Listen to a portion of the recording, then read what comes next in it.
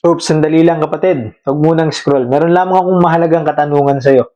Sino ang pinaglilingkuran mo? Sino ang Panginoon ng buhay mo? Ang Diyos ba o ang kayamanan? Hindi pwedeng both, kapatid. Hindi po pwedeng hati ang puso mo.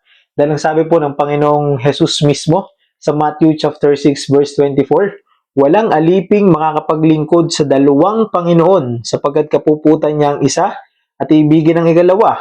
Paglilingkuran ng tapat ng isa at hahamakin ng ikalawa.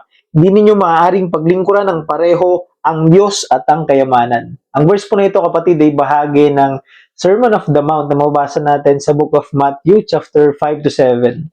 At dito sa verse na ito ay tinuturo po ng Panginoong Hesus ang tamang motibo ng puso ng tao sa kayamanan.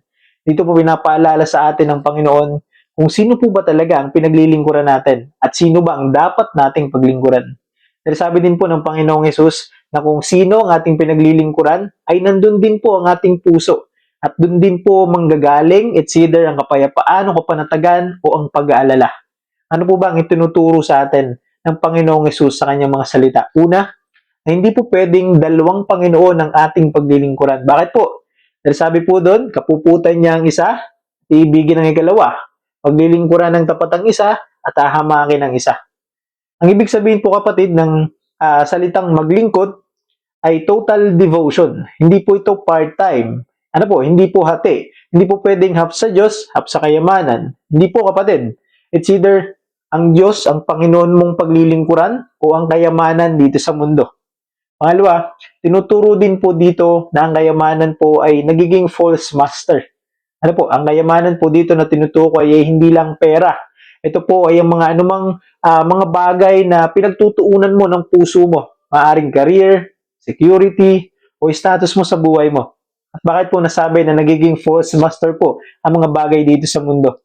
Sabi po dun sa 1 Timothy chapter 6 verse 10, sapagkat ang pag-ibig sa salapi ay ugat ng lahat ng kasamaan. Dahil sa paghahangad na yumaman, may mga taong nalalayo sa pananampalataya at nasasadlak sa maraming kapighatian. Malinaw po, kapatid, ano po? Hindi po yung pera o yung kayamanan ng problema, kundi ang puso po natin. Ano po? At mga kapatid, hindi lamang po ang mga may kapangyarihan o mayayaman ang maaaring magkamali ang puso sa tunay na paglilingkuran, kundi maging ang mga kapos o mahihirap po ay maaari din pong maging Panginoon nila ang pera o material na bagay.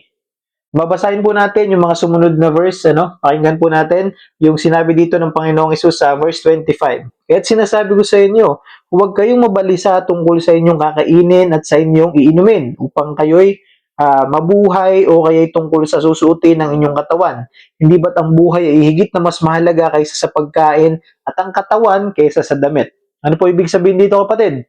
Madalas sa sobrang pag-aalala po natin tungkol sa mga bagay-bagay, kung may kakainin pa ba kami mamaya, bayaran na naman bukas ng tubig at kuryente. Malapit na naman ang bayaran ng renta. O marami na namang mga bills. Paano ko kaya babayaran ng mga to? Saan kaya ako kukuha ng mga pangangailangan ko? Sa ganitong pamumuhay, kapatid, hindi po natin napapansin na nagiging Panginoon na po natin ang pera o yung mga material na bagay. Dahil din po natin palaging itinutuon yung ating puso. Imbis na magtiwala tayo sa tunay na Diyos, ay mas pinipili pa din nating mag-alala at mangamba sa mga bagay-bagay. At kapag ang focus mo ay nasa pera, yun po nagiging Panginoon mo. Halimbawa na lamang po mga Israelites, nung naglalakbay po sila sa Panginoon sa Promised Land, papuntang Promised Land, nag-alala po sila sa pagkain at kung paano sila mabubuhay. Kahit nakita na po nila ang kapangyarihan ng Diyos, nagduda pa rin sila. Pero araw-araw pa din po nagpo-provide ang Diyos ng mana o ng pagkain nila. Ano po? At ng iba pa nilang pangangailangan sa araw-araw. Kaya kapag po ang tunay na Diyos ang pinaglilingkuran natin, siya po magpo-provide ng lahat ng ating pangangailangan. At sa panahon po natin ngayon, maraming tao ang madalas na-stress sa trabaho, palaging nag-overthink sa future nila, sa kinabukasan, palaging worried sa pang-araw-araw nila. At madalas nga po sa sobrang kabisihan natin sa paghahanap buhay, sabi pa nga po ng iba, kayod kalabaw pa yung iba, kasi nag-aalala nga po sila para sa kinabukasan o sa future nila. Pero dahil po doon, madalas nawawala na po sila ng oras para sa Diyos. Pero iba nga po, 'di ba, kahit marami na silang pera, wala pa rin silang kapayapaan. Bakit po? Dahil mali po ang Panginoon ng puso nila. Ano po ang dapat nating gawin? Ano po ba ang dapat nating maging tugon dito? Ito pong malinaw na sagot ng ating Panginoong Hesus, kapatid. Matthew chapter 6 verse 33. Ngunit higit sa lahat ay bigyang halaga ninyo ang kaharian ng Diyos at ang pamumuhay ng ayon sa kanyang kalooban, at ibibigay niya sa inyo ang lahat ng mga bagay na ito. Napakalinaw, kapatid.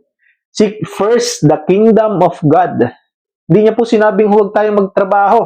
Katamaran na po yun pag hindi tayo nagtrabaho. Hindi niya po sinabing huwag tayong magplano. Kundi ang sabi niya po doon, unahin po natin ang kaharian at kalooban ng Diyos. At siya ang bahalang magbigay o mag-provide ng lahat ng pangangailangan natin. Praise God. Mga kapatid, ang Panginoong Hesus nga po mismo, hindi po siya bumaba dito sa lupa upang magpayaman. Actually, iniwan pa nga po niya ang kayamanan niya at kaluwalhatian doon sa langit.